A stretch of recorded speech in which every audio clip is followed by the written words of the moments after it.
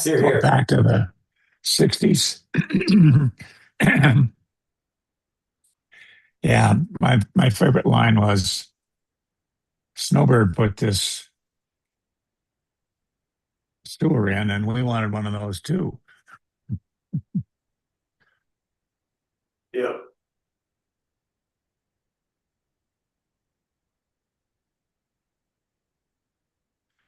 So, who are our attendees?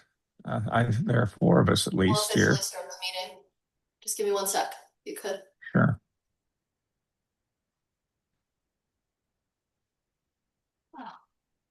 All this stuff. You gotta hate technology sometimes, both of the time. Yes. Okay.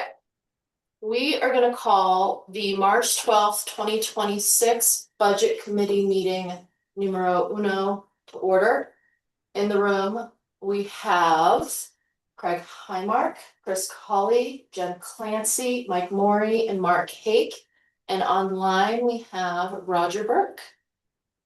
And Dan's not, Dan is unable to attend today. He let me know that in advance. And so the first order of business that we had was to review and approve the May 7th, 2025. It's been that long since we've met. Yeah. Meeting minutes. Yeah. Do I need to make a formal motion? Mm-hmm. I make a motion that we adopt the March minutes. March, was it not May? The May 7th, 2025. May 7th, 2025 minutes. I second it. Oh, sorry, Roger. Yes. Whatever. All in favor? Aye. Yes. Aye. Yes. Yes. Okay, motion passes. Minutes are approved. And now we are going to get into the presentation on the FY 2027 budget, which I did not. I thought I sent it to you guys in an email, and all I sent you was the draft budget. Really? Because I was just trying to pull it up from my email, so I will send it to all of you back to the office. I apologize, Brooke just had to send it to me so that I had it for this meeting. But we'll go through our presentation. Well, isn't it contained in the presentation, the draft budget? I sent out like the detailed budget that's like 15 pages, you know, the chart of accounts and everything. I sent that. Well, I thought I sent that and then this presentation, two separate things out. This presentation just includes some summaries. It doesn't include that 15-page document in full, if that makes sense. No, that's my favorite document ever, because there's nothing I like better than crawling through 15. Well, see, I love it. Right, yeah, I don't know who loves it more. Craig has a strange tastes. I will make sure that everybody has it and we'll attach it to this meeting online and everything like that. But Roger, can you see my screen with the budget presentation now? I can. I've actually opened the budget presentation. So okay. So you can just follow along. Yeah. Great. Whoops. Page down. I don't know where page down is on this computer, so we're gonna have to go like this. And I must say, I really like this slide, Jen. Okay, good. I mean, this. I did. Okay. I wish we'd had. I got it. Oh, good. Okay. He sent you a deference. I'm glad you all have it. I just couldn't find it when I was setting up the meeting. So, anyways, we can we can proceed. Okay. So. I mean, I wish we'd shown this last night. Well, this is proposed for FY 27, and so the way I figured. Roger, I thought you agreed we could take this slide out. No, I didn't. Did I? Sorry. Well, I had it in there and it came out. But whatever. That's okay. So just to give an overview of how this presentation works, high level is we're going to talk about revenue, expenses. We talk a little bit about capital projects, and then I do have some numbers for water and sewer. So at this point, you know, this being the first budget committee meeting, a lot of these numbers are really high level. We have a handful of questions for, you know, that we want guidance from the budget committee members on. And so we're just gonna kind of walk you through this. Okay, So, let me just start with questions. sure, So on this draft budget, which is about $100,000 more, that's because we're doing the truth in taxation this year and assuming it's gonna get, are you looking at the same page or are you Yeah. looking at, oh, okay, yep, looking at your page. okay. Well, it's less, right? Yeah, FY it's not $100,000 more. Right now, we're actually a little bit under our budgeted revenue. No, hang on, I'm on budget revenue. Okay. First line item is property tax. Oh, yes, And the 27 is 100,000 more, and I'm assuming Ah. that's because you're assuming that we're going through the truth and taxation. I put that in there, yes, Okay, second line item, yes, I remember that we were relatively conservative on our sales tax number last year. Roger asked why was it lower or flat or something like that. I don't remember the specifics though. And Mike, I can't hear for crap, and my hearing is broken. So I think Mike said last night that he was expecting 10 to 15% lower. yeah, so I have some slides on this further in the presentation, because I knew you were gonna ask these questions. So for now, I've kept sales tax at the same number that we just kind of kept it at the same number for the last couple of years. The actual amount we brought in last year was 2.3 million, Okay, so thanks. that was why we ended up contributing more to That's the why capital Roger projects asked why it fund. was so low. Yes, All and right. just speaking, since I don't have a slide for FY 26. Yep. But I've looked at the numbers and the revenue for where we are year to date this year in 26. And we're about 12% below where we were last year at this Yeah. time. But that, even if we continue on that trend, we'll still meet the 1.8. Yeah, okay. But just again, because I wasn't 100% sure I heard him correctly. He said he was assuming that we were gonna have more snow and he'd make it to the end of the year, right? But didn't he Yes. caution that if that weren't the case, it would be worse than that, or am I imagining that? I don't I don't think exactly remember that, but I do know that he said he gave, at the beginning of the winter, about 5% behind, and then that number did jump a little bit at the Yeah. last meeting. Yeah. And I know last night Roger asked him, can we even make it? Right. He said, I think so. He Yeah. basically said, I think so. I mean, Yeah. what was more, what was a little heavier to me and what he was describing last night is the two of the lodges are going to close for the season. And I guess that's not Oh, I didn't catch that. necessarily, Yeah, like, I think the wrestler doesn't always operate the last week, That's true. you know, so that kind of thing does happen, but. I mean, I think we can assume, to me, a hotel closing and not doing business for a couple of weeks. Has a more of a known impact than whatever is gonna happen this year, unless the security closes, which. I don't think it will, and I don't think Mike assumes it will. I don't, but I hope it doesn't. And that was actually my next question, which is, we get advanced info from Mike all the time. Maybe this year you should think about calling the lodges and just sort of Mm. ask him how things are going, what, and how we might project stuff. But if it was it was a 2.3 number that I didn't remember. So I think for this year, I mean, I think we will meet our budget, but I don't think, I think we're gonna be right there, Okay, yeah, where we exceeded. it. Yeah, so I, for 27, kept the number the same, again, just to be on the Yeah. conservative side in case we have another bad year, 2 in a row.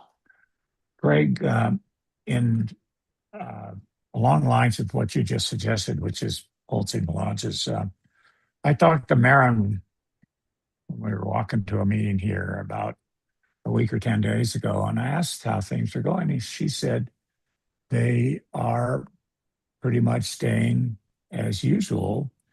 And the reason is that they require 45-day full Cancellation. price. Yeah. No, and you pay upfront 45 days whether you cancel or not. Yeah. So I don't know how long that will go on, but that's pretty interesting. So working our way down the numbers here, the one thing I do want to point out is in water and sewer, because, well, mainly sewer because of the capital improvement projects. We don't have enough information yet to know exactly what our cost for the cross tow is gonna be in FY 26 versus 27. So it kind of doubled up on the numbers for right now. So.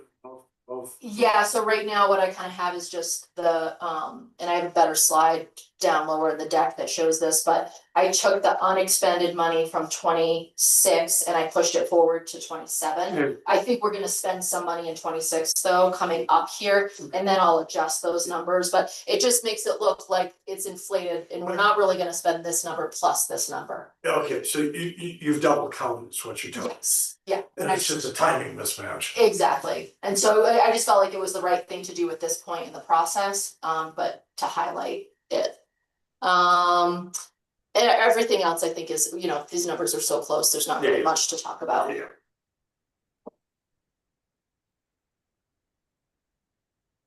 Let's have a page down. Oh, there it is. This doesn't work, okay. Okay, this is just a slide, you know, we're talking about raising property tax, we're gonna have a couple options in the next couple slides on some other things, so this is just starting the conversation about, you know, why we might need to increase revenues. You know, fiscal responsibility kind of stuff, the other big things that we've been talking about a lot about are, you know, saving for future projects, the transition in the Alta Marshal's office. That's something that is not yet included in these budget numbers, but I think we need to talk about and plan around. And I guess you know, I talked to Mike on the way up this morning, then Jen and I talked in the office, and I think internally we have a concept for how that transition will occur. I don't know how much that's been discussed, even like with the mayor or council members one-on-one, and I don't believe we've addressed it in public meetings, so. No, You know, I wouldn't say I feel like it's a foregone conclusion that we're gonna bring on somebody.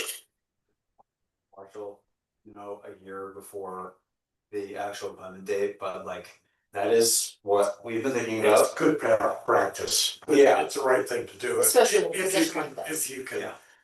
recruit the right person, so you know, that may be your constraint. So we can talk about that more, but I think, you know, expressed in a public meeting, so. so I mean, our discussions are maybe this would be something that would probably happen in like Q4, or sorry.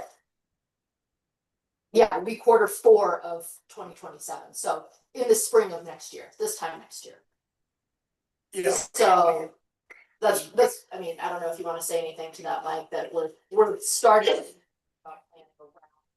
Online and trying to get buy-in from the council on what sort of overlap they'll support. My guess is Brian's not gonna be hard. Yeah, Replacing Mike, because we should just convince him to stay, but Mhm. the more overlap we have. And a lot of it's about the tone, okay? So, that's a cultural attribute, not a, you know, it's not just a duty issue, it's a cultural attribute. I think that's one of the very special things that Mike brings. The culture is harder to absorb than transactional responsibilities. And so I will be a strong advocate of it, but my guess is you're not gonna have a problem. Did you want to comment? if you would love to, yeah. Yes. Yeah. The timing that you just discussed, Jen, the Q3 of 27, actually aligns with our planning goals. You know, we think that we'd be well positioned for selecting capable individual and acquiring the material resources that we need. So at the risk of complimenting twice a meeting, Please don't. Paul, Mayor, Mayor said, just put Mike in front of the audience and your budget will get approved. And he's hard. Okay. Yeah, he is. That guy's a very hard. Yeah, yeah. So, I think his wife's hard, actually. So I just wanted to hit on some big buckets for revenue and just kind of grow on those a little bit.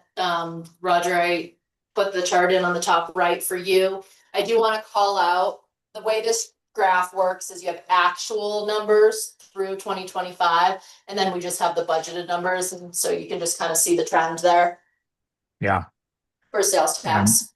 basically you're expecting a decline of roughly how much percent is that? I'm not expecting a decline, but we're budgeting for that amount of money in hopes we actually get more, but we're being conservative. But yeah, I mean, hopefully the trend continues to grow. I think we will certainly have a dip in 2026. Well, and we're I in, mean, you know, just to, Yeah. in actuals, yeah.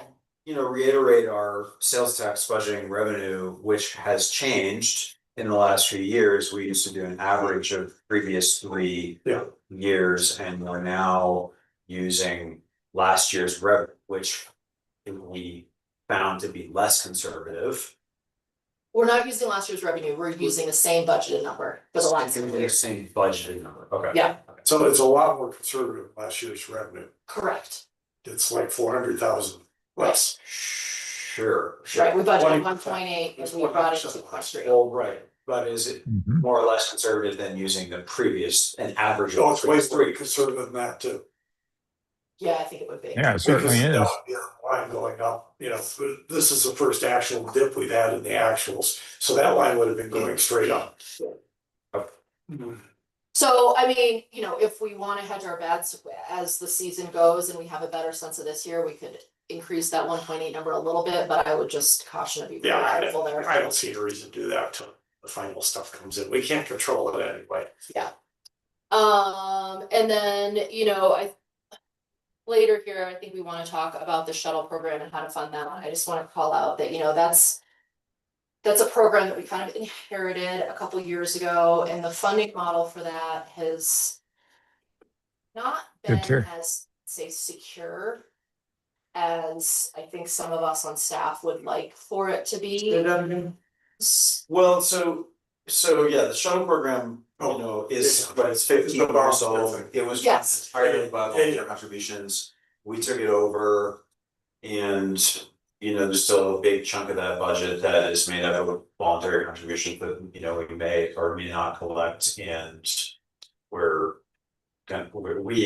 just this morning started talking about ways that we could just no longer depend on that, so it's just We've been talking about it for years. well, we've been talking about No,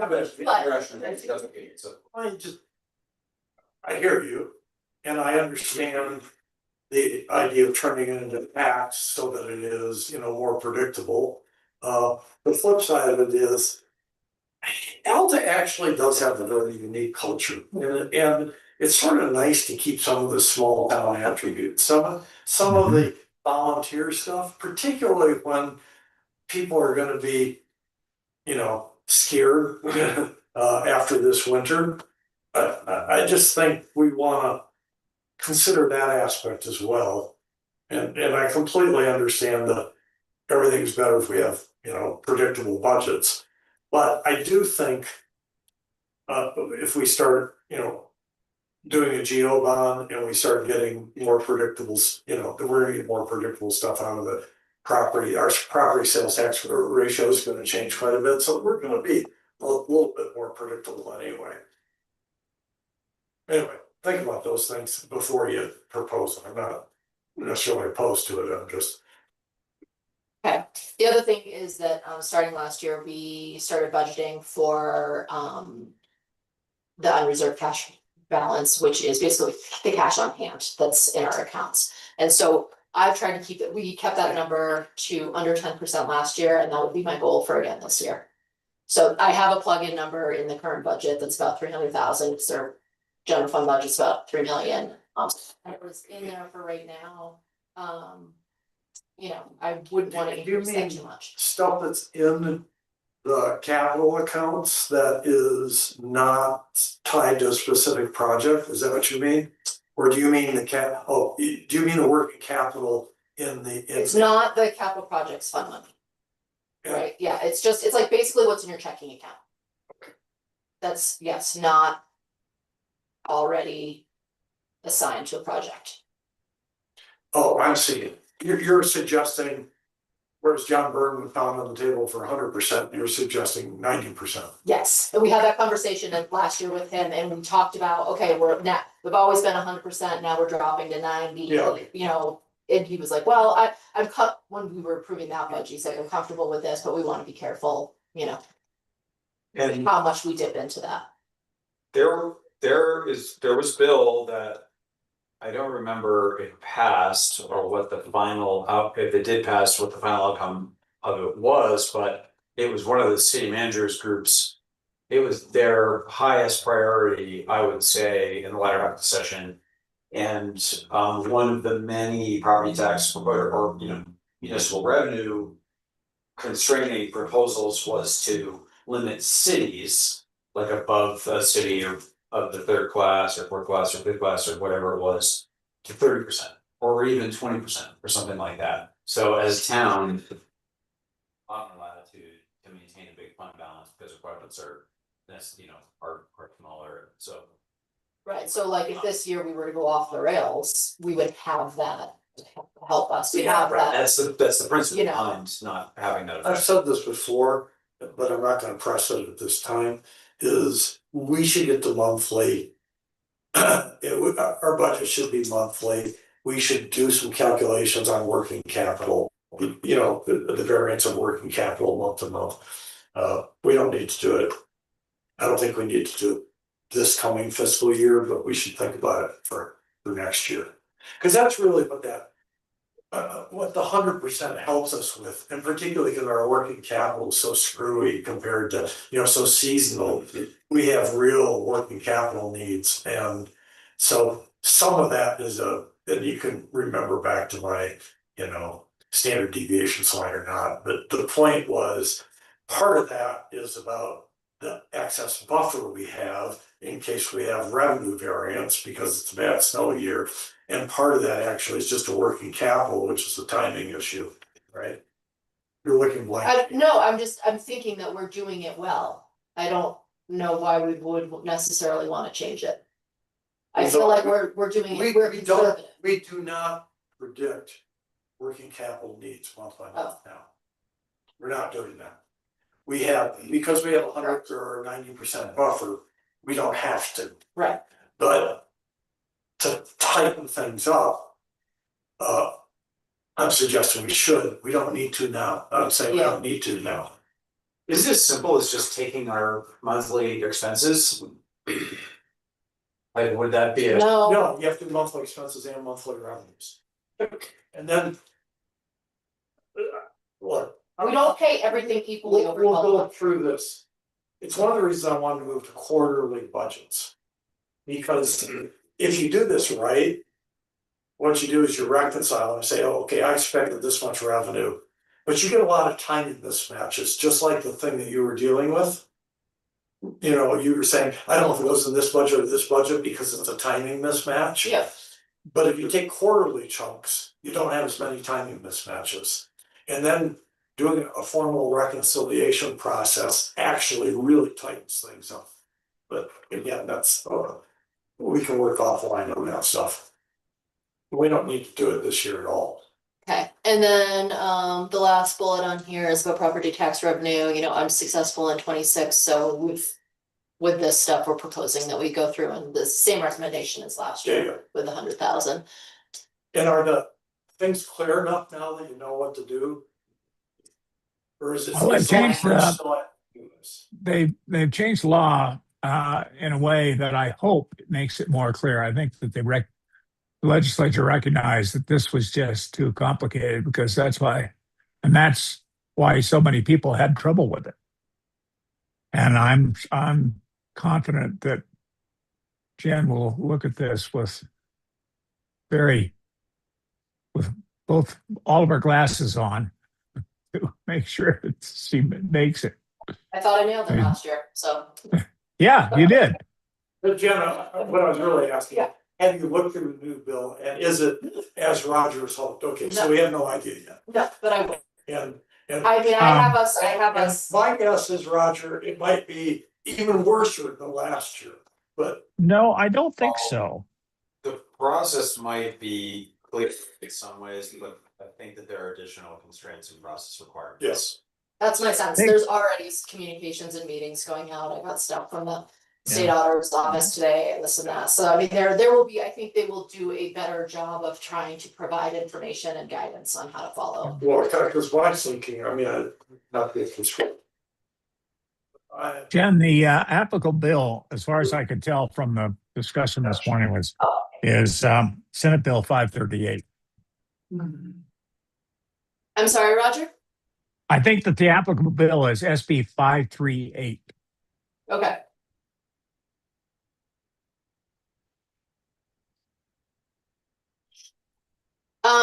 Okay, transient room tax. So this is something I know this chart on the left is super small. The point that I want to raise with it is these are all the entities in Salt Lake County. I just grabbed this off the state website the other day. Al's highlighted in yellow. In the middle column there, TM is the municipal local option for your for transient room tax, and you can see how many entities have imposed it, whereas we haven't. So you know, I just want to show that for some comparison of other locations that have imposed it. I did an estimate a couple years ago. I'm gonna say it's outdated, but you know, I think just for purposes of this conversation, you know, that if we were to impose this, we would probably bring in another $200,000 plus in revenue. Even, Yeah, okay, I thought it was 100 from the last estimate, no? I grabbed this off some old slides, so.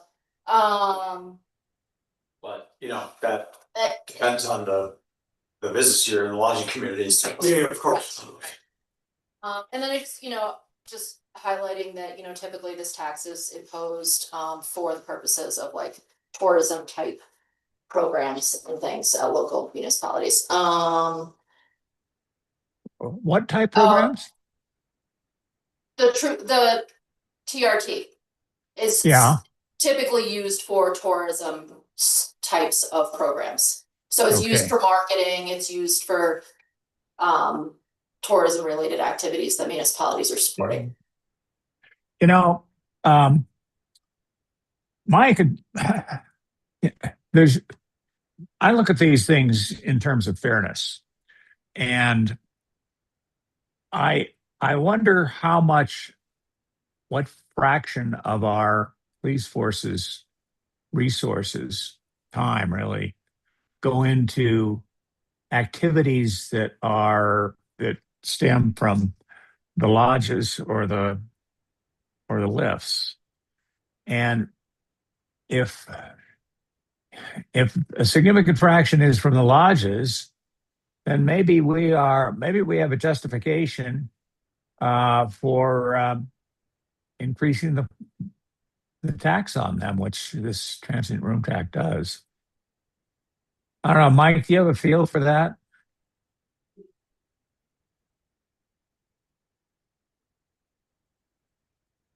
Mayor, can you hear me? I can now. I do have an opinion on that. You know, the idea of additional fees or taxes, you know, for services rendered has been difficult for me. In that, you know, we typically have one deputy on patrol at a time. So it's hard to say that this is going above our baseline level of service. If on the other hand, we had to schedule additional resources because of that demand, I think that would justify you know, a platform where you could look at those types of fees or increases. Okay. I'm not denying the impact exists. I'm saying that it's difficult to say that we are experiencing additional financial impacts because of it, because we are staffing at a minimal level. Mhm. I mean, I think we do get some information from like our business license studies, right? We do, and I actually, it's in a later slide, but we have been working on an RFP to update the business license study. In next fiscal year, Now, 27. I would say that, yeah, the council approved the addition of a fifth, deputy. We are hoping to be at that staffing level soon. Our intention was to have that be a bit of a flexible schedule to meet the demand, so we may find ourselves in a position to give you statistics that might support what you're saying. Okay, But that baseline and then the excess marginal cost is disproportionate revenue language. It's not, financial language would be allocations.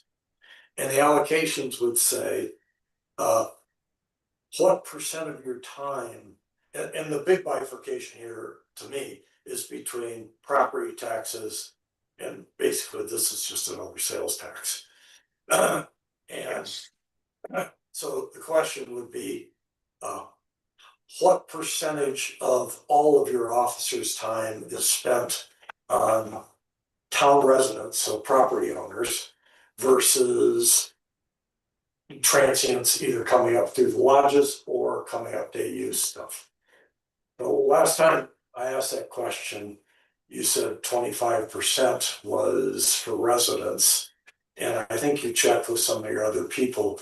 If that's important information for us to know, because it will be very useful the next time we have another town meeting on the bond issuance and that kind of stuff. And I do think with a little bit of time, we could prepare you a statistical report on this. You know, our software gives us some basic tools to do that. That'd be great, because I sent Jen and Chris this morning an outline of the slideshow that I think we need, you know, based upon the questions we got yesterday. Yeah. And I think that would really help. Yeah, and there are some anecdotal, you know, things that we'd like to include, you know, we break down our calls for service into what's been reported versus officer observed activity. So that has a big impact on those numbers. Yeah, and you know, you did a masterful job yesterday of, you know, just I'm the biggest department, you are the biggest department, but you know, but then the question, the data driven hounds are gonna say, all right, well, how much of it is because of the skiers that are up here? How much of it is because of the lodge that are up here? And if we can head off those questions by preparing stuff ahead of time, it just makes everybody say, oh, these guys are really good, they know what they're doing. I don't think it'd take a huge lift to, you know, some kind of geo-based idea of you know where we are spending the bulk of our time. So Jen and I were working on this, Jen was working on the slides, and I was looking over her shoulder earlier this week, and we didn't have a plan to talk about, you know, we've been talking about the TRT increase for a long time. We've been talking about it more the last couple of years as costs have gone up. And you know, we know it's going to generate, you know, it would generate some pushback, and I think it will, you know, lead to a good conversation about, you know, where our revenue structure. But you know, we didn't initially have a plan to talk about, you know, how to, like, if we're going to do this, I think we need to present a concrete justification, and that could be part of it. But the things that struck us as more obvious, partially because they add up to, they're, you know, potentially add up to funding for AMO transition, which we already discussed, which, you know, is probably gonna cost $200,000 per year. And then that shuttle contribution assumption.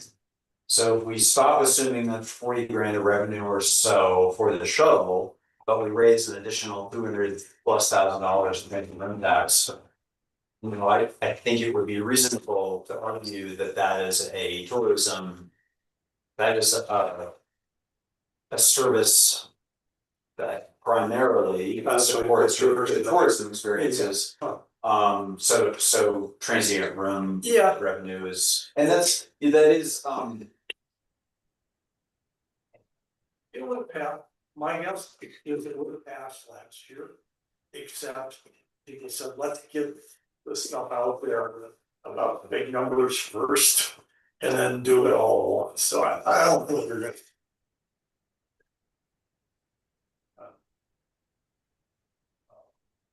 And the tourism part was exactly the statistics I was looking for. yeah, but, Right, yeah, you don't have to quantify, well, I mean, maybe we quantify who rides the shuttle, but. It's been the lodging operators who pay for that, yeah, so. Well, lodging operators. Contribute to an increasingly smaller share, but anyways.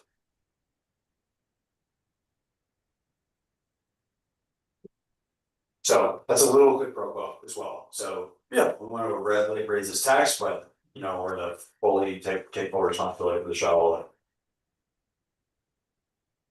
I don't know that that'll be cogent.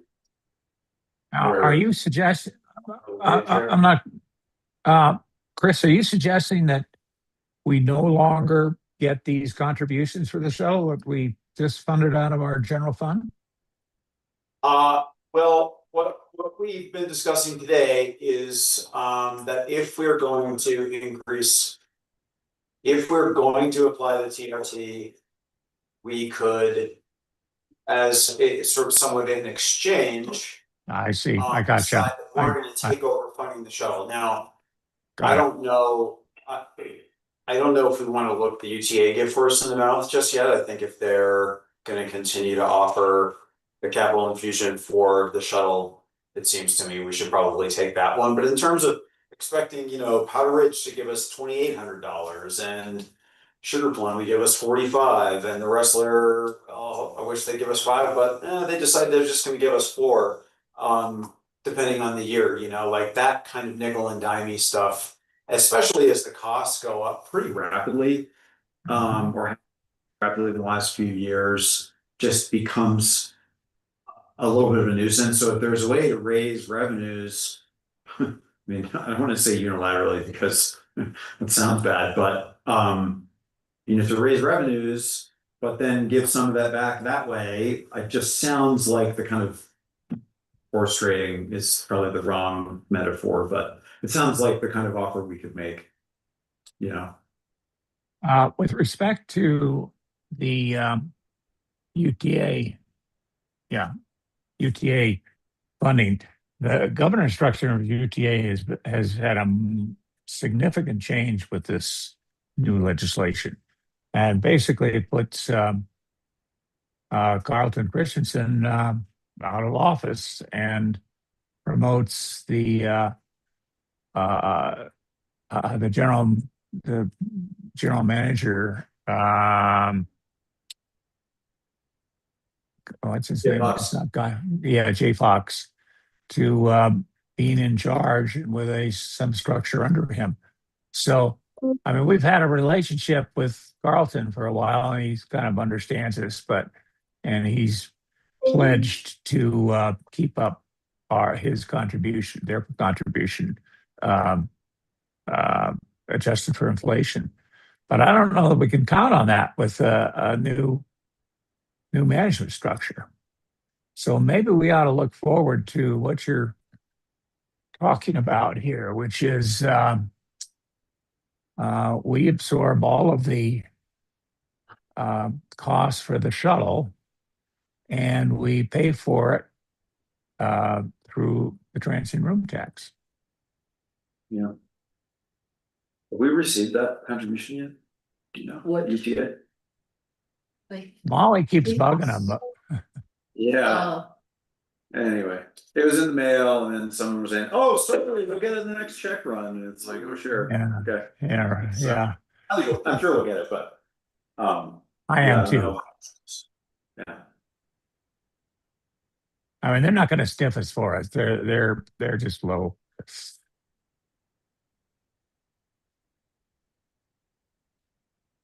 But I mean, that's possible arrangement. It's a good quid pro quo to justify it. Yeah, Bottom line, we need more money, so we gotta pass it. yeah, but this ties it to a particular event. Yeah, it Namely, does. Yeah, right. And I think that's pretty, I mean, I think that's good messaging. Quid pro quo, it's, you know, I have a pretty good relationship with Carlton, and we'll probably see him at it in St. George. He's been there in the past. We can get a feeling for what do you think of this continuing?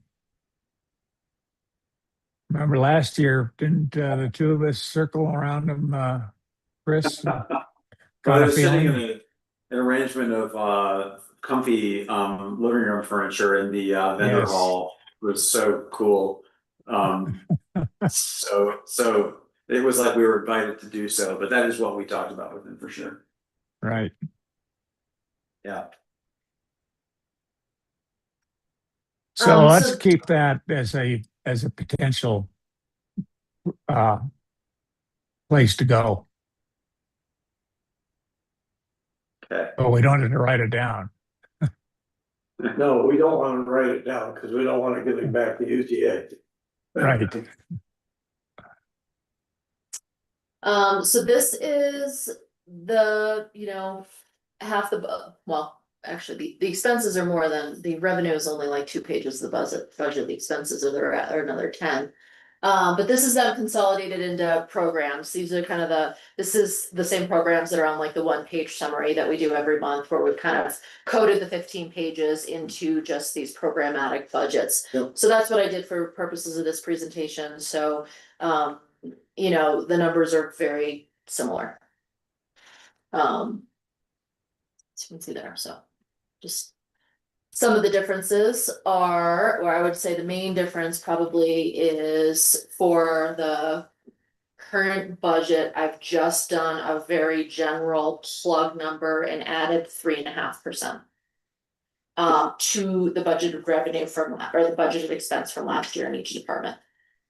So Okay. again, that includes overtime, that includes, you know, and that's budgeted, but that's just to kind of like get us in the ballpark for this part of the budget. Supervisors have been working on annual reviews, and I think those are mostly completed. Now we're at the step in the process where Chris will meet with the supervisors. And then we'll hone in on those numbers a little bit more, but do you want to say anything on this, Chris, and the approach and what we're looking for from the budget committee? Sorry, I was just team chatting with Molly about the truth and taxation bills, Oh. which we don't need to get into right now, but. Okay. Yeah, well, if. We've been, working from this benchmarking framework for a while, it has some overhead. It takes Jen a considerable amount of time to put that together. And I think with respect to that and with respect to the significant payroll increases we've funded over the past couple of years, we thought we might as well this year go ahead with a simpler approach to compensation increases, which is to tie it to a COLA, not import all the new data. It seems safe to assume we're, still pretty close to end market, given all the work done in the last couple of years. So, the Social Security Administration COLA increase is 2.8 for this year. We started by rounding up to 3. We've talked about a 1% merit range for, according to supervisors recommendations. And I think Jen's like payroll numbers for this point assume a 3.5% increase across the board for at this time. So Yeah. And we did add like compensation guidelines is the right word, but policy or whatever to this committee's roster of things that it should recommend. So That's kind of why we're So you're just saying, bringing forward like swallow process and don't do all that stuff. this year, but Just probably do for it. next year. Yeah. Okay, go into more of a. Yeah, plan. yeah, that makes, Yeah, it's a lot of work It's- for not a lot more than just a COLA increase right now. But Yeah. The beginning was important, but now we're on top of it. yeah, Caught up. Yeah. And. But. This is not, I mean. You need to put in the new hire on the overlap. Well, right, that's why I was kind of calling that out, is Right. that we haven't done that yet. If this committee is supportive of that, I'll do that in the next version. And to get a sense for. What sort of percents or dollar figures that the committee is comfortable with. Yep. So Chris, I think you had me do some math between, like, what was the difference between 3% and 4%, right? And it was like $14,000. 15,000 Yeah. or whatever, so. Just in see what the that COLA case. is later on, just do that. I don't think it's gonna change between now, cause this was the number That's that what came it out in is. January, so I don't think there's gonna be any Okay. new number between now and the approval of budget, so I think, if we're. Looking to reference what the social security number is gonna be, that number is 2.8, Yeah, and where we wanna go from there. yeah, and I did, like, just to be clear, I did. Propose to Jen that we provide that 1% merit increase range, which. It just on principle, it seems that that's sort of been my mantra, is that I'd like to be able to budget for. Cost of living increases and merit where recommended for performance and longevity or whatever. That's just what again, that's. Come to be my mantra. Now, 1% is not a significant raise for a lot of our employees. So anyway, the assumption, Jen's numbers show a 3.5% increase. Yeah, which is $7,000 more than that 3% increase, so.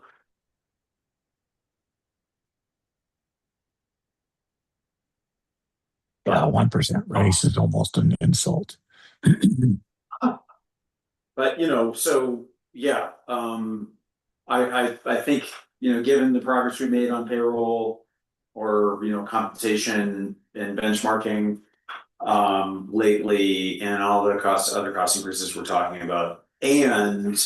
What we know about the business year and Alta, a more constrained approach, just seems like good Yeah. messaging and.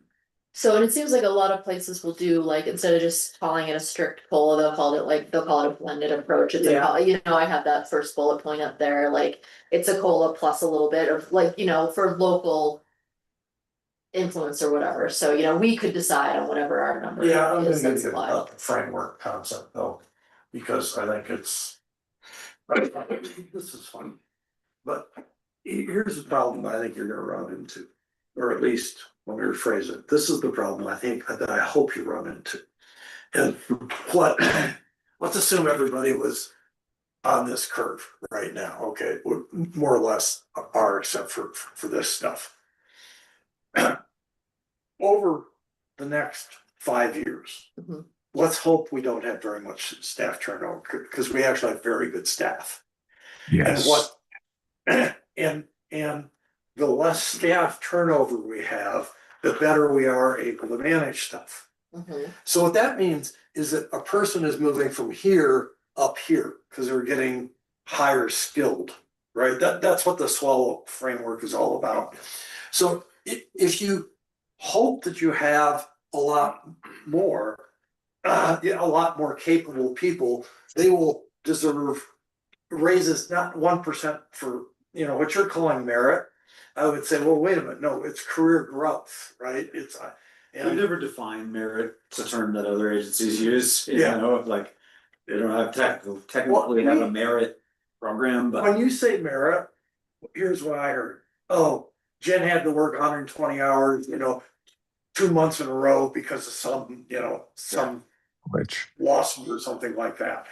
And it's so special. what I'm saying is, we have predictable increases, we hope, if we have stuff in terms of.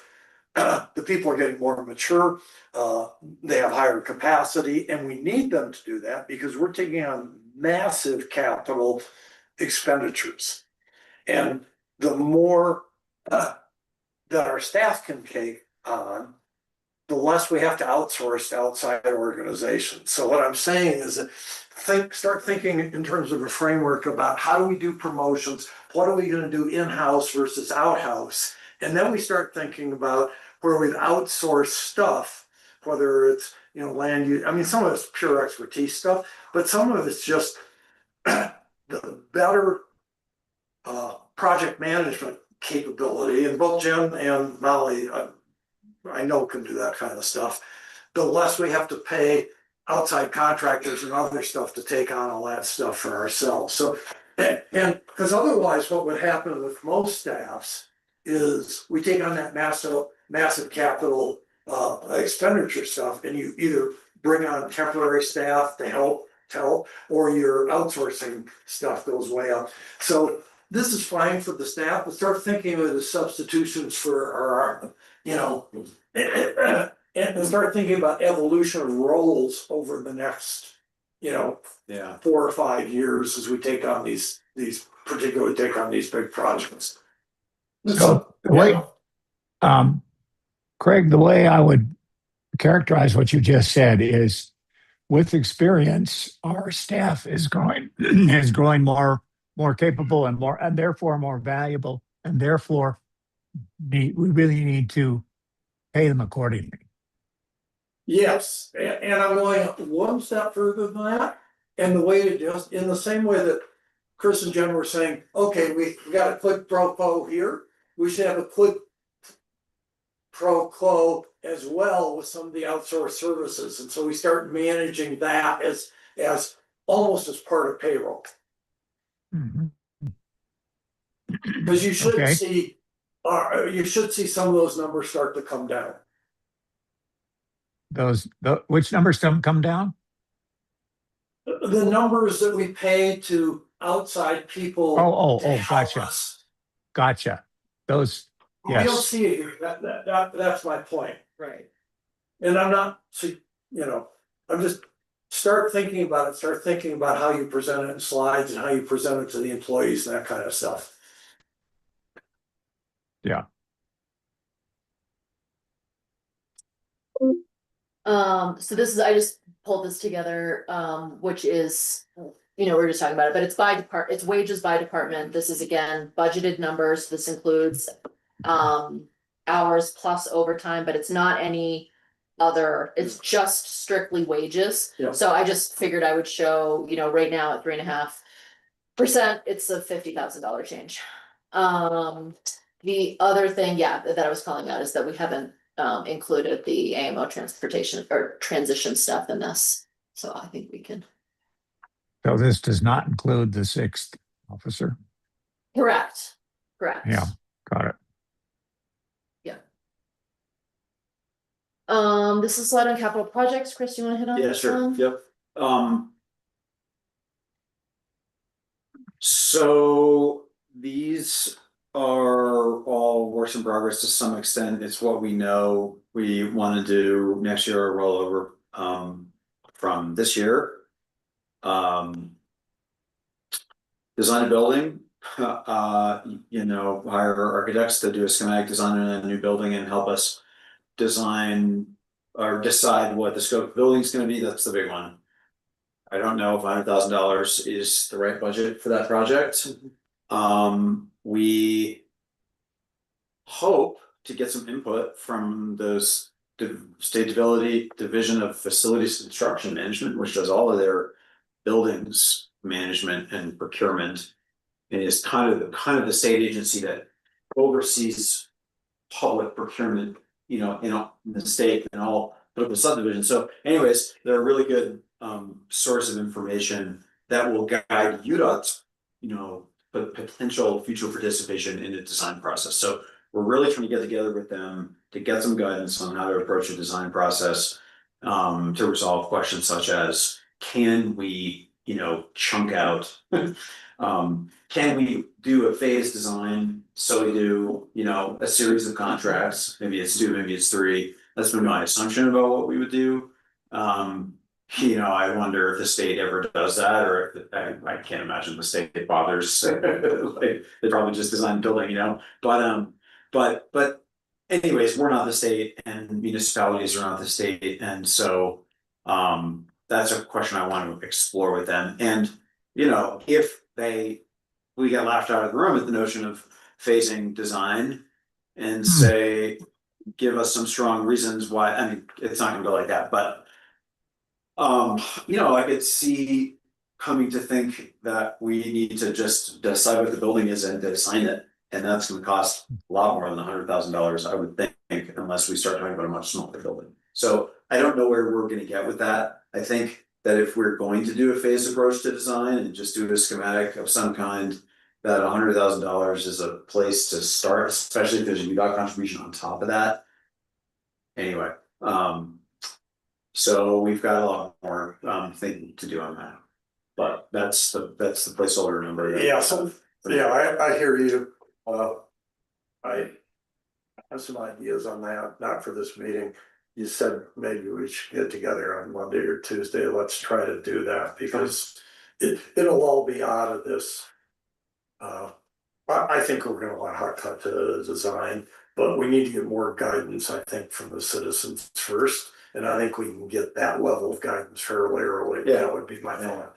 Yeah, I think we need to just assume that we've got a tough conversation about the scope of the building coming up and get it out of the way. Just get it out of the way. Yeah, That's not- which is why I'm sure you didn't read the stuff I wrote, but yeah. Skim it, I mean, yeah, That's why I was focusing on the space stuff, because to me, what the citizens committee should be doing, is saying. This size of the buildings for this uses, all right, and then they're completely out of the design stuff. Once you get that nailed down. You know, it's really about how much space are they gonna approve for what uses, which is why I was. right, well, what's the, but, you know, how much do they want to find, what can we get for that? Yeah. Yeah, so anyways, there's just a lot more to determine about our approach to designing a building and how much we're gonna pay for the design process. So the Tom Moore, you know, the great projects plan has been on there for years.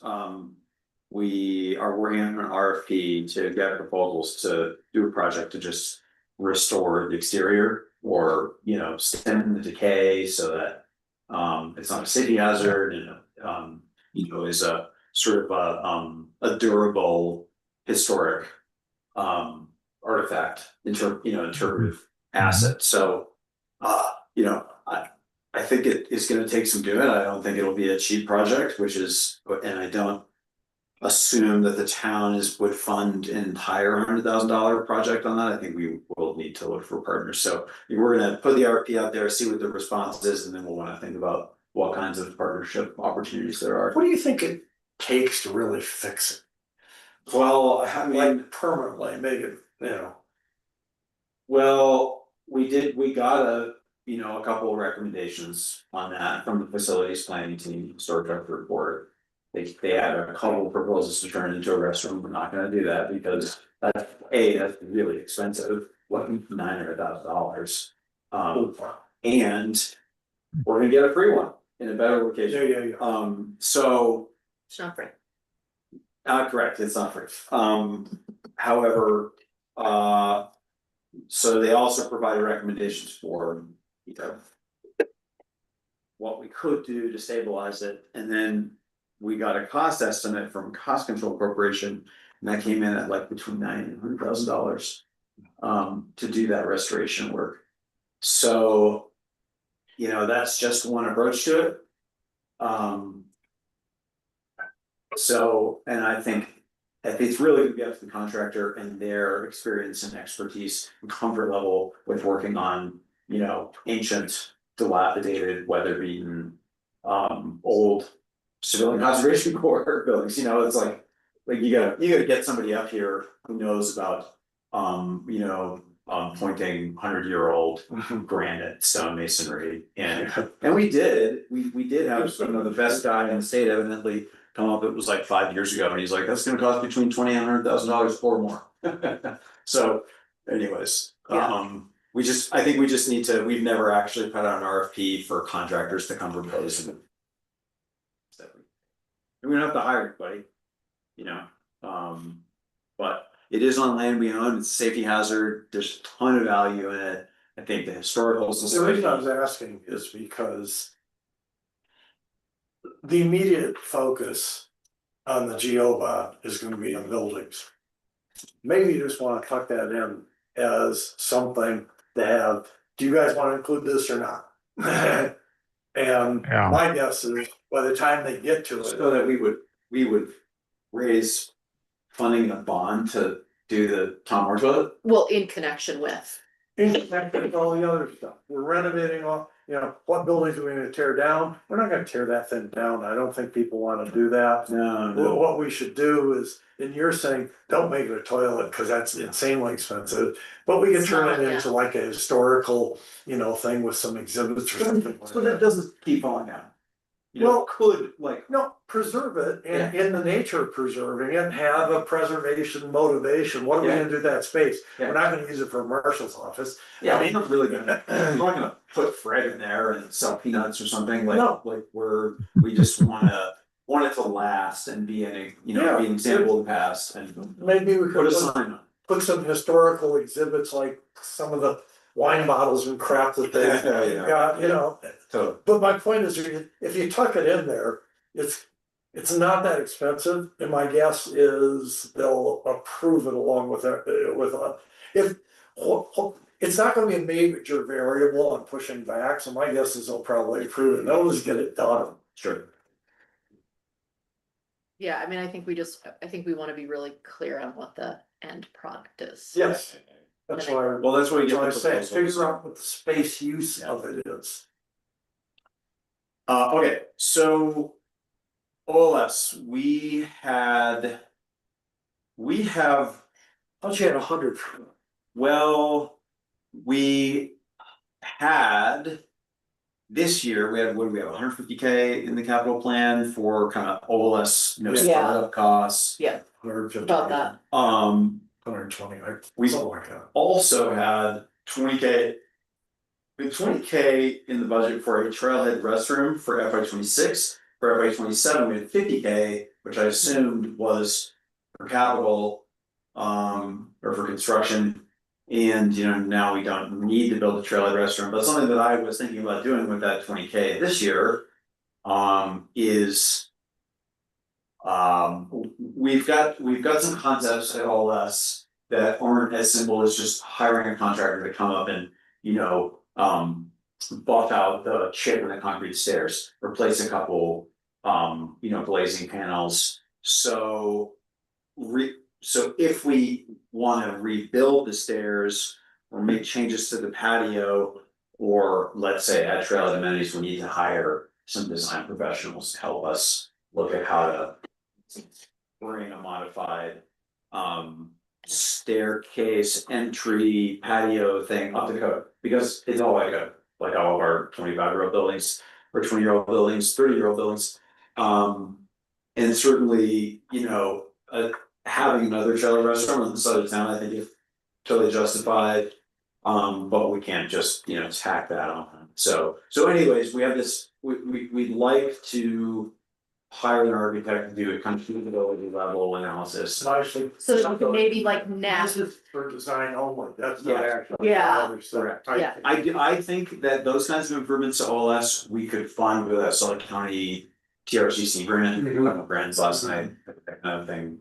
Particularly if it's bringing up the code, okay. Yeah, totally, yeah. Until you're planning on doing we're doing a extensive couple, maintenance work this year, yeah, and you're actually gonna look at it and see if we come up with better. we're doing some superficial safety fixes that are a couple $1,000 a piece, Yeah. but. The bigger project and making the entryway and addressing the trailheads. Yeah. So for Marshall's office stuff, we are proposing to get a new truck. Mike and Jen can talk about the sort of, you know, the sequencing of our truck turnover. Those to come, it's not gonna be cheaper, and of course. Well, that's the build out. Includes a whole bunch of build outs. Yeah. Yeah, no, Um, we get and we get they a also great, we get a maintain- great deal. They maintain their value, it's incredible how they maintain their value, but anyways, safety project, you know, the kind of the line on investment in these end of life buildings is, you know, if it is a life safety or, you know, basic functionality expense, then we consider it, and you know, we wanna replace that roof, you know, where there's a climbing rope tied between 2 points on the roof.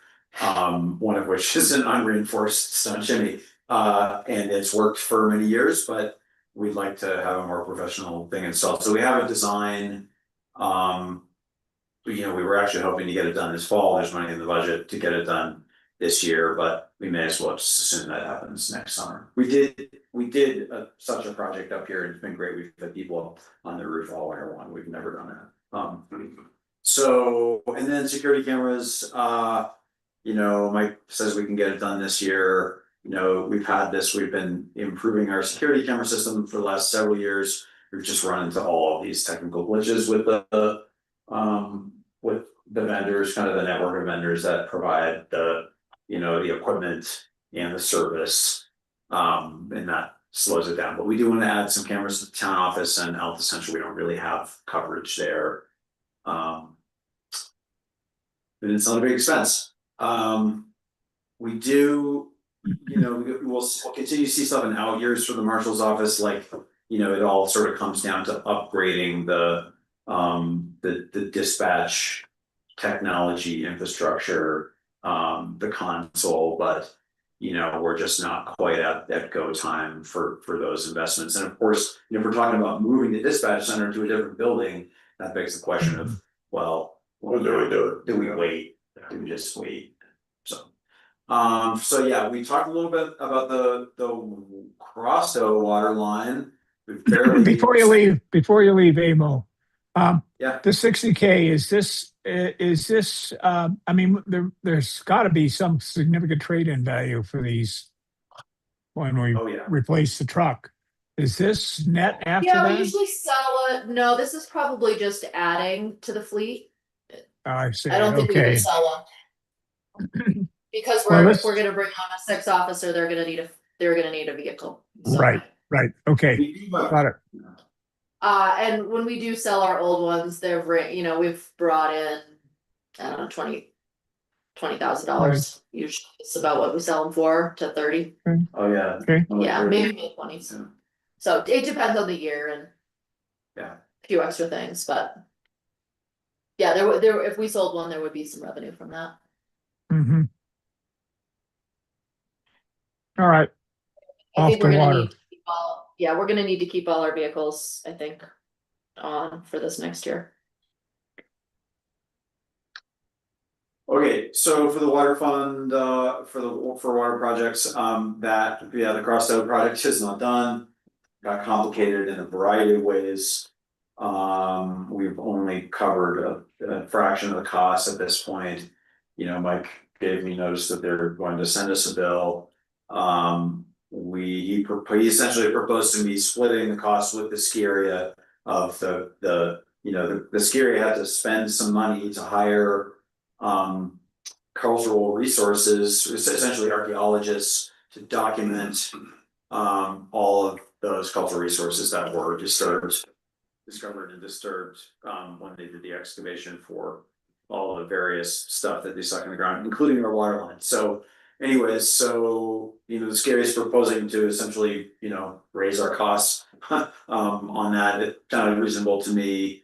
I think it's still gonna be well below the high-end costs that we assumed at the outset of our planning for the project, but it is probably gonna be more than what ended up. I mean, we had ended up assuming essentially a low-end cost for the project. Anyways, we're just waiting on those bills to come in, and we'll think about paying them at that point, and that'll tell us how much we need to budget to spend next year, so Yeah. we just don't know, and it's almost done. They need to install the line out in the parking lot, tie it in, pressurize it, check all the check the BRB fittings, and then we'll have this awesome upgrade to the water system, so that'll be really cool. So the It's- plan of this was mostly the archaeological stuff. Well, it's partially that, and then it was partially just complications in the Albion parking lot. I would never advise that you do a project that involves installing utilities in any of the scarier parking lots, because there's 88 years worth of stuff in the ground. And that project, it was such a war zone up there this summer, and I think it was literally there was one more week or 2 more weeks in which they could have, safely repaired the asphalt surface in the parking lot. And happened to be the week that they were driving all the precast concrete walls up from the valley and across the parking lot, and they weren't sure that the steel plates you put over a water line trench would hold the weight, and so. We are gonna bear a little bit of increased mobilization costs. Mobilization is what it costs to drive the backhoes up, more or less, and so, we talked all that over with Newman, and so the project's gonna be, for a variety of factors, the project's gonna be more expensive than what the budget number we started the project with. It's gonna be a little bit above the contract values, but it's gonna be below the high end planning assumption, and I think it'd be potentially $50,000 more than we assumed, and we assumed it would be about 650, so. Yeah. It's a big complex project by our standards. Yeah. And so my thought has always been on this, that we'll make sure we get through the project, and then we can evaluate what the minimum amount of the loan from Right, a general fund might need to be based off cash in hand. So there's no need to rush into Yeah. that. This project doesn't affect rates or anything like that, so I think we should just be patient and see how it goes. While we're talking about that region of town, when they put the sewer line up to the new trailhead restroom, I hope it's clearly understood that that sewer line should be such that it will accommodate the West Grizzly homes in the future. I mean, it was already sized for that as it went to the cold storage building, but we want to make sure that it is understood that it needs to be sized that way in this next link. Yeah, it's worth mentioning that project got really complicated too. Yes. Because of the complexity of all the utilities underground in the Albion parking lot, so anticipating some cost increases on that one as well. And I honestly, I don't know what the assumption about the sewer line running up to the trailer restroom is at this point. I know we're not gonna pay for it. Which is Yeah. good. Well, but we pay to upsize it is the question, right? Yeah. So that it's not considered that, Uh, because you have certain Yeah, that's a dietary fair point. requirements, right? It's a fair point. And that was the whole manhole cover again, right? Yeah. The new building and stuff, so I don't know where. Did we pay to upsize the sewer line that went to the cold storage building? That's the concept, Roger. Yep. Okay. We have not paid a bill. But We haven't paid the bill. that's- Okay, but we're obligated to pay it when it arrives. Got it. Well, unless the project has changed. Yeah. Well, it's pretty far along on that building to have any change. I mean, I recall we had the discussions that we wanted that line upsized, so it could have eventually accommodate the West Grizzly properties at such Yes, time I as know. yeah.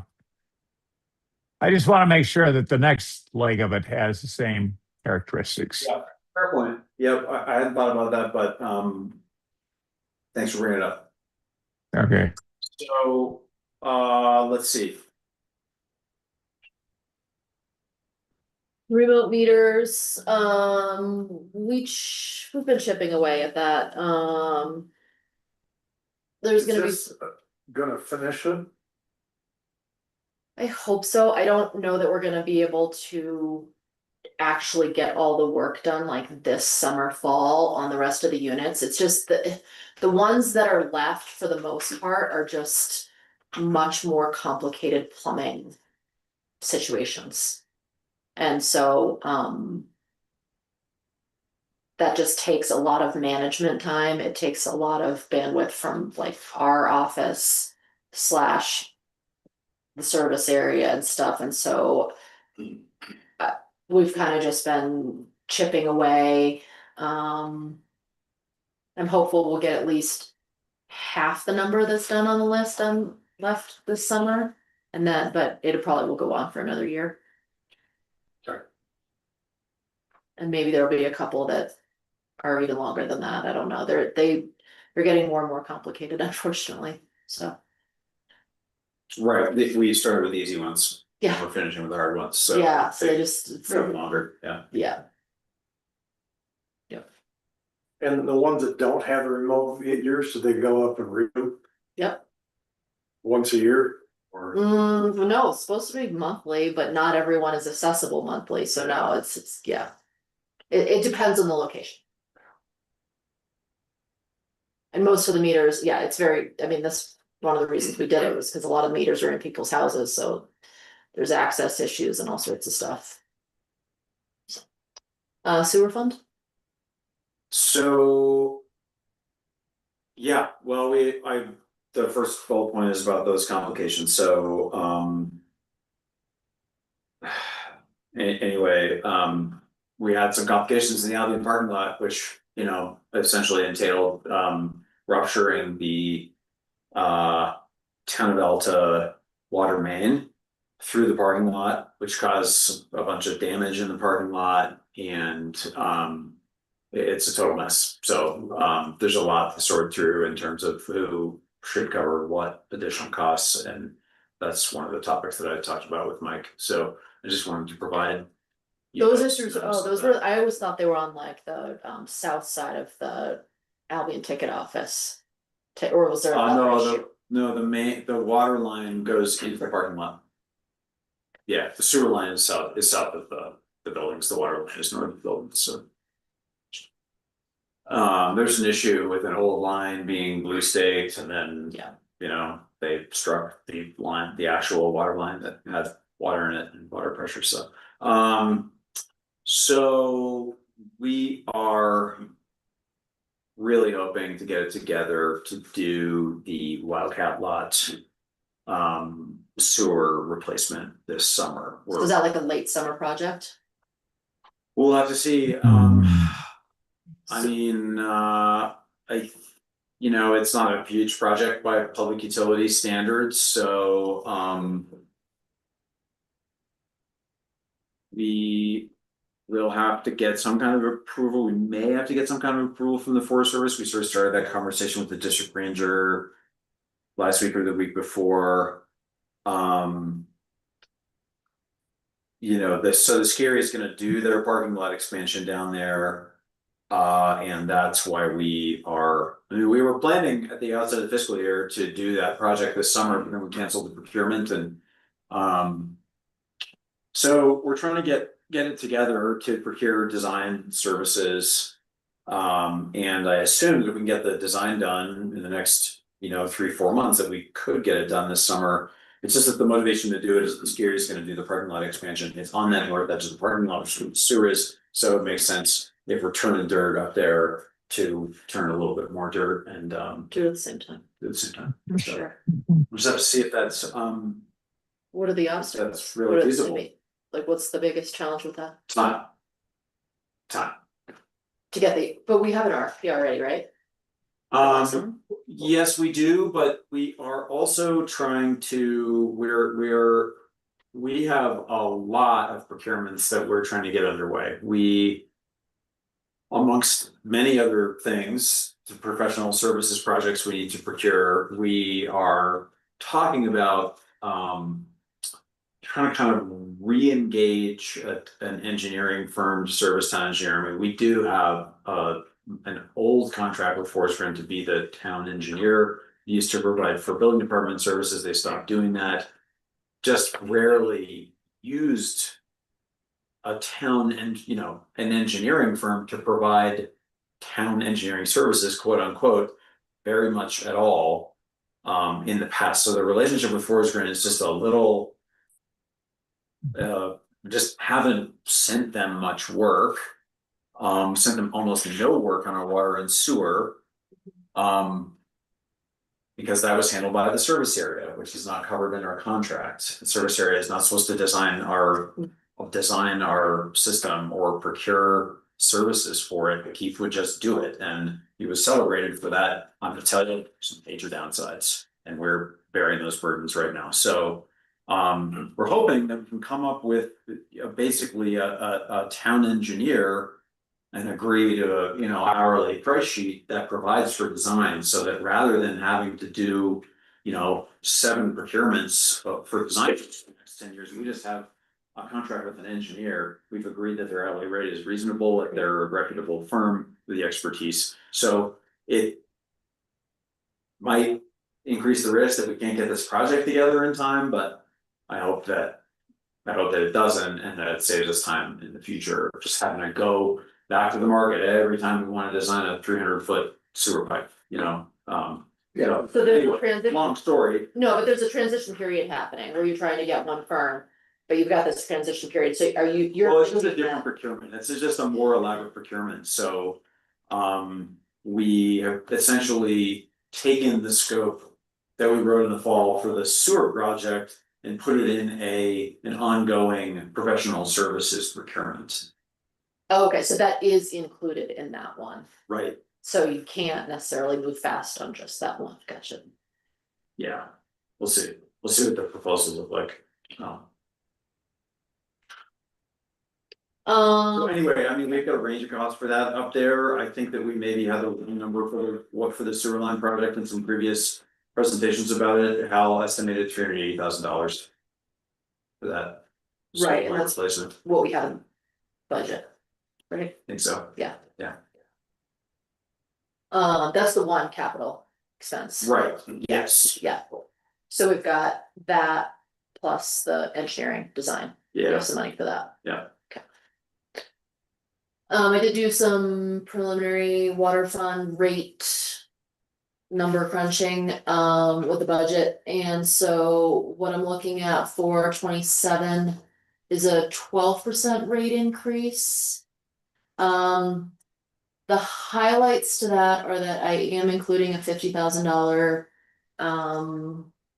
amount to our, I forget what it's called, but infrastructure, capital infrastructure, so basically saving that for future projects.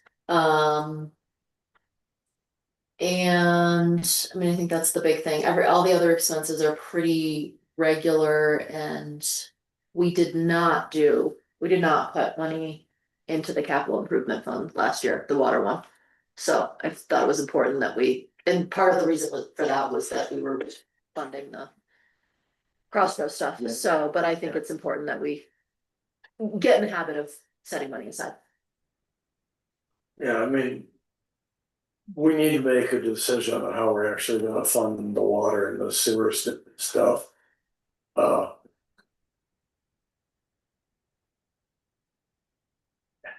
And then we actually have to figure out what we're gonna do after, so let me be clear about that. Well,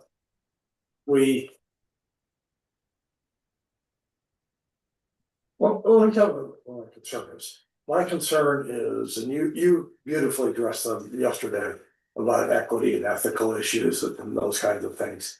but we're so chopped up between, different parts of our town. And Service areas. yeah, and if we start doing everything, John Byrne was, we gotta fund it all out of rate increases. We're gonna have people paying astronomically different rates. Yeah. And that to me is a potentially very unstable situation. I don't know what to do about it right now. I'm just outlining the problem. One of the things that we can do is fund it and then get rid of it. Maybe get rid of it. What do you mean by that? My understanding is we can't merge with Service Area 3 because they look at our stuff and say, my God, your shit's 120 years old and we're not taking over the capital expense of that. Well, okay, so if we take over the capital expense, we're still gonna have this issue of how do we fund it? Do we fund it through a bond? Do we fund it through do we fund it only through rate increases? And if we do it only through rate increases, you're gonna have radically different payments inside the whole town. So maybe what we do is we bite the bullet and do the capital part. And then start talking to Area 3 about should we merge? Because that would, I think, get rid of the differential rate, so Maybe not. well, I don't know, all right, I'm Well, I mean, I planning think that for that you guys to think about. if in the future it's of interest to both parties or the water and sewer infrastructure at Allen and Snowbird to be made, and that entity is the service area. I mean, it's gonna be a willing participants, a coalition of the willing. Yeah, I mean, the rates would be the same. It's a special service district.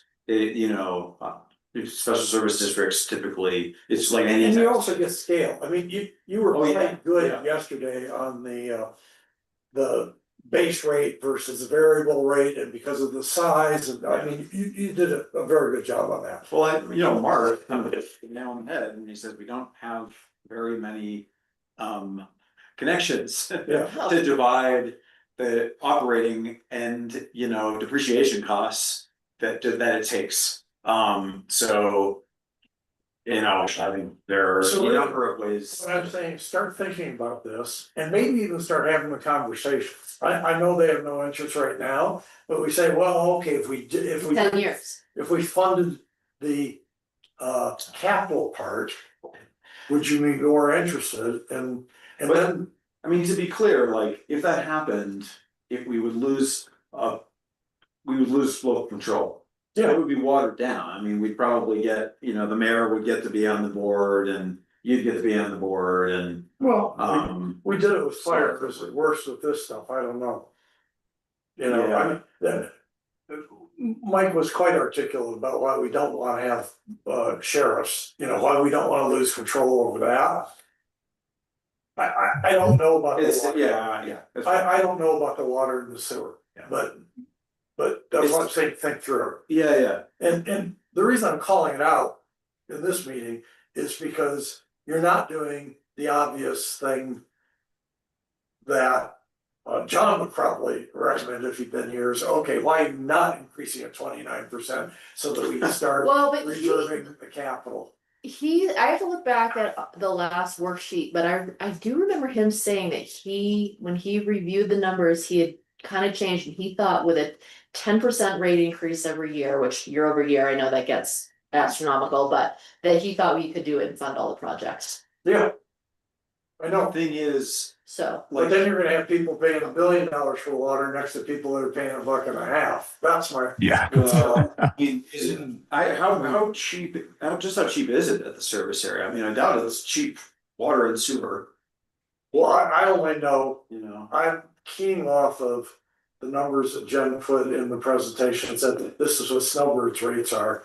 And then if we start increasing it 10 or 15% per year. I don't think 10 is We gonna, don't have a big ski area like Snowbird that's subsidizing it. yeah, maybe. I mean, that's, sometimes things aren't fair. Well, they're not comparable, that doesn't mean that Right. they're not fair, but, so. If we. Did a big, and this is semantic. But if, and I'm not saying we should raise rates 30% this year, I'm definitely not saying that. But if we did that and then started to have that $150,000 per year assumption. That I assume would cover the costs of these, of the priority projects they recommended. Also, that- high priority. Yeah, I mean, maybe not the tank.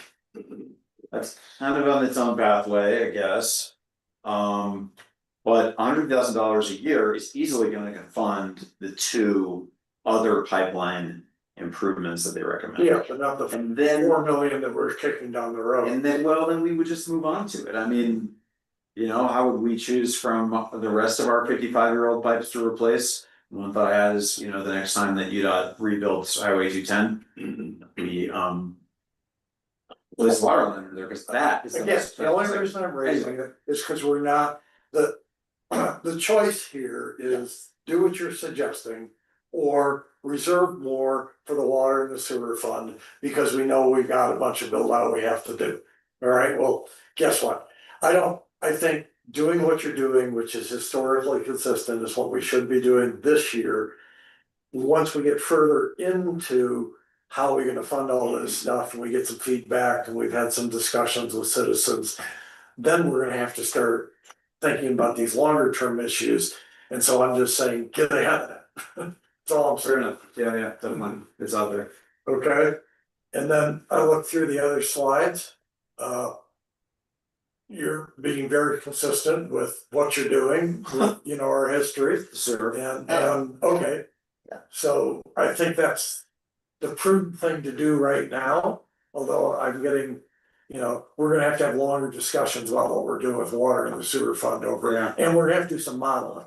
And, you know, I know John Byrne had a good accountant that did that, but I think the numbers that came back were way higher than I expected.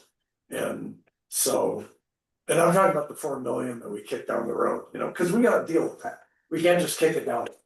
And we gotta start dealing with it. And you know, I sent you my thing about the not to use COLA here, because the costs for this kind of infrastructure replacement has been double COLA for the last couple of years.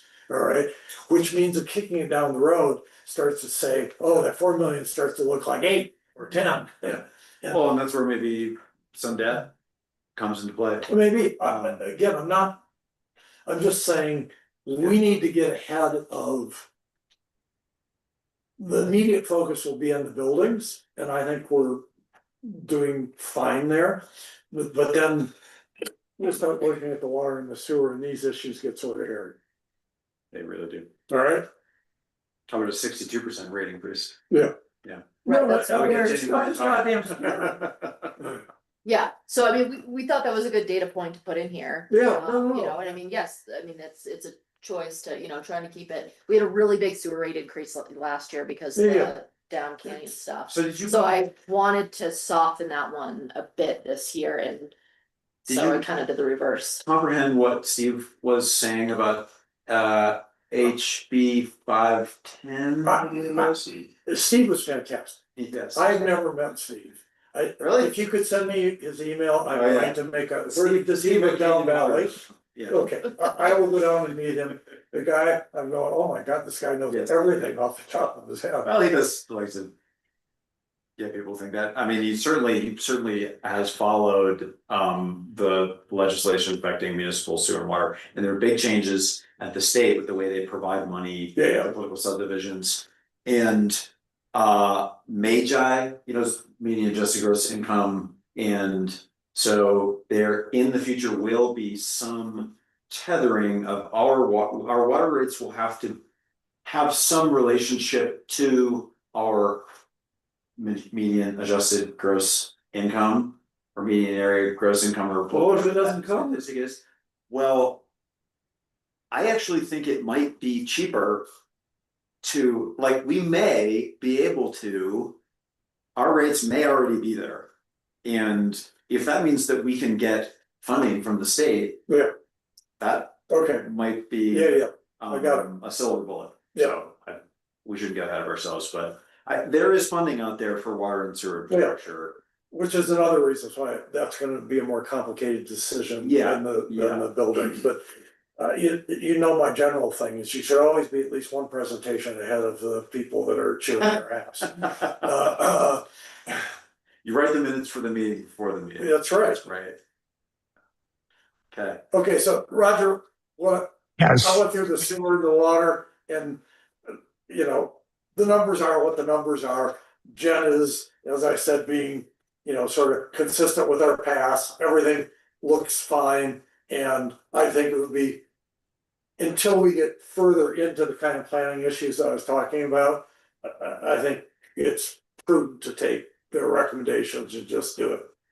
And Yeah, I yes, do too. We already have these. I'm with you on that. We've Yeah. gone as far as we can go right now.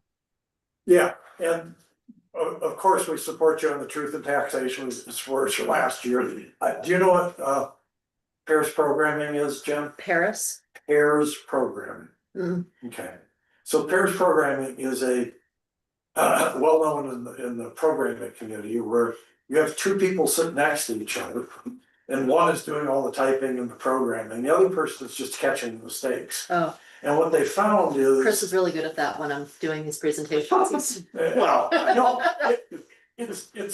my point is, it is a known way to get through complicated stuff that avoids problems later on. Okay. And I think to get you through the truth and taxation, if you want me to come sit next to you while you're doing it, or you have Chris do that. Otherwise, the stress is just so high. And we know you do a great job, and if you don't want it, you don't want it, it's fine. No, there's a list of things that you do over a 9-month period, right? There's a checklist of things that you can't do it do. all in one shot. No, you Oh, do that things sucks. Okay. incrementally along the way in certain months and like, there's certain deadlines for everything. It's so. more work than it but was yeah. last year. Yeah. Whether the pathway is more legible, I can't say, but. Yeah. There are steps that did not exist. Right, and I mean, I've always had a checklist in the past and I will have a checklist in the future and, can share that with others. And so all the other things you have on here, discussed and included, looks good. The thing that I think I am a little bit unclear of is the TRT. I don't feel like I got like where we wanna go with that, like what. I will say it very succinctly, and then Roger can agree or disagree. We definitely wanna propose one. And using your quid pro quo to justify it is a sound PR move. What kind of public process occurs? I believe that. it's an ordinance, but it could be a it's an ordinance or a resolution, So is there I a need to public look it up to hearing? make sure. My- Yes, Yes, there is. yeah, Specifically to applying a sales tax increase. I think there should be. We had one last time. Yeah. I guess we just would like to Yeah. have one, but. Yes. No, I think it depends on if you're doing this in sync with the budget or not. I don't know that it needs to have its own, No, but You may be it right. might be in sync with the budget. Might be We right. could call out a specific line item to ask for feedback on it if we wanted to. I don't know that we have to. Let me look it up and see exactly what the requirements are, because it's been a while. My view on the DRT is it's something we've been holding in reserve for quite some number of years, that we could only spend once. And once we spend it, it's gone. And the question is this that one time to spend it? I mean, It's not to spend it, it's to enact it or impose it. Yeah, impose it. We spend it in a sense that we cash in some goodwill. Yeah, yeah. We occurs some ill will, but yes, I think that's right. but I think we should tap into this, the idea that came up a little bit ago about, okay, we're gonna fund the shuttle. And that is a significant benefit to the whole community. And, but we're gonna have to make up for that. And our way of making up for it is to enact the TRT or TRT. In other words, it needs more justification than we need more money. Yeah, well, we recognize that, and we talked about that prior, this morning prior to this meeting, and I think we should anticipate, going face to face with the lodging Lodges. Yeah. community to Why don't you just call the lodges and say, this is what we wanna do? And, you'll get a sense of whether they're gonna squawk about it. My guess is they won't, because I think your shuttle trade-off is a really sound one. You think they'll still? I disagree, yes. Yeah, because it increases the customer's bill, right? the And I think they're customers- very sensitive to that. They and think trying that to- customers are looking at the tax rates they pay on bills and choosing competitors with lower tax rates, which may be the case. I mean, I think the lodges participated in the shuttle program because it's a feel-good thing. I think it's a reasonable offer, I think, to put it that way. And you can do it if you want to, the company can do it. My point was, why don't you call, Yeah, see if they're gonna squawk a lot. If they're gonna squawk a lot, then we should.